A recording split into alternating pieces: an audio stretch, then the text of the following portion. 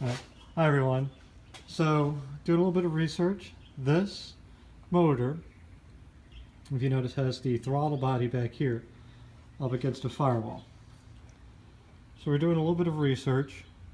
Turns out this motor is a Nissan VG33E. Was used in Xteras, the Nissan pickup trucks, a couple Infinity like SUVs, all rear-wheel drive.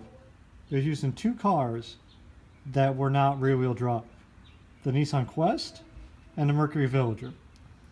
So that's what we got here. I don't know which one this is from because it's identical motor-wise. So we're going to do a little bit of research, thinking around with it, and see if we can figure out what's going on with it. But that's why it's got like guards on this side, mounts on this side. That's where that comes from. So that's why it's kind of set up in a different way. So what I'm going to do is, if you notice, because the throttle body is back here, this plenum, like the intake manifold, seems to be symmetrical. So I'm going to try taking this whole intake manifold off, turning it around, and putting it back down. So I'm hoping that works. If not, I'm going to have to go out and buy some parts I didn't want to have to buy. So I'm hoping that works out in our favor. We'll see. All right.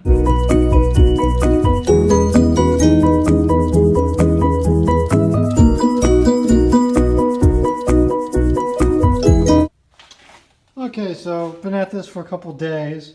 Managed to lose one of the screws here for the top.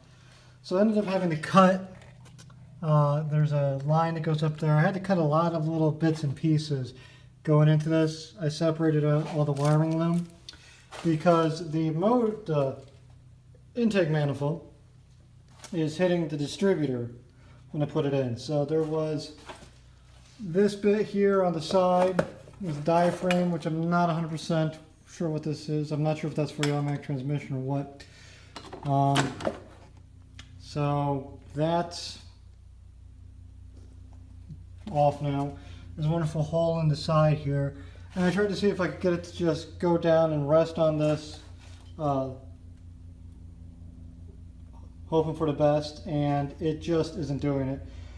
So I'm left with two options. Option one is I'm going to take a rear-wheel drive intake manifold and bolt it onto here. Or option two is get some tubing and just extend all these up and then bolt the whole manifold back down on top of that. Yeah, I don't know. I don't know what's in the budget. So it's late at night. We're going to put the kibosh on this for the evening. I'm going to attempt to see if I can't find where a little screw went. I don't know. I turned the thing upside down and it went down, not in here, because I actually had this covered with lemons tape before. I just took it off to inspect and double check. So it went somewhere where I don't know where it went. The other one was just kind of resting right here. So I'm hoping it kind of went down on the floor somewhere. I don't know. We'll find it. If not, we'll just buy a new one. It's not a big loss. Yeah. So that's where we're at right now. Gotta get this on there to get it working. Yeah, so that's where I'm at with that. So hopefully, fingers crossed, we'll get something from the junkyard this weekend. Okay, so after a bit of research, what I've decided to do is I'm getting rid of all the wiring. All of it. It's all going. So we're going to take out this whole intake lower plenum, and we're going to custom manufacture a intake runner for that. This is going to get replaced with a non-computer controlled distributor, and then we're going to set up our timing and everything and get that working.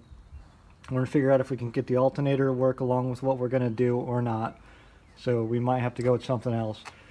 The plan is to go completely like back to basics with this. So carburetor up top, non-computer controlled distributor, we'll custom fab up some exhaust manifolds, but that's going to come after we get this all up and running. So we're going to just have the power steering pump.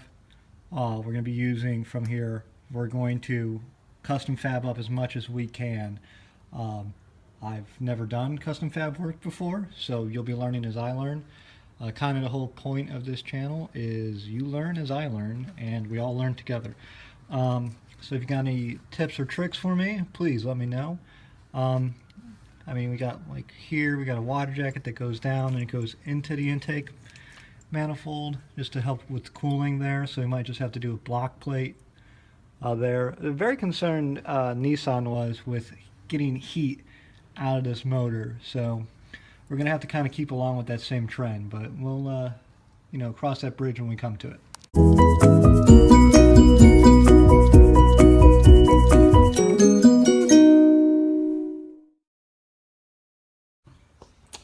Alright, so we got the intake manifold off.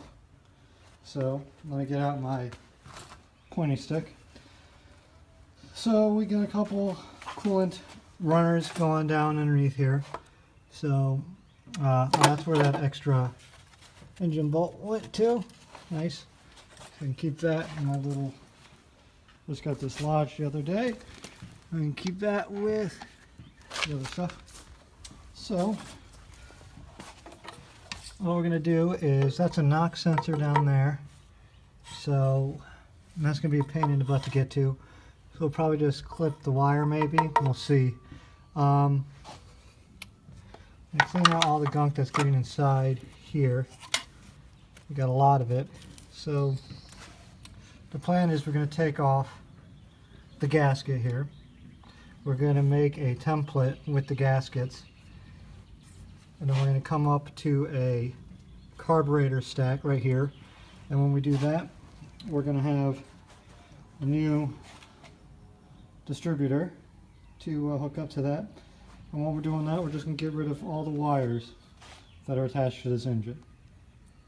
So, yeah,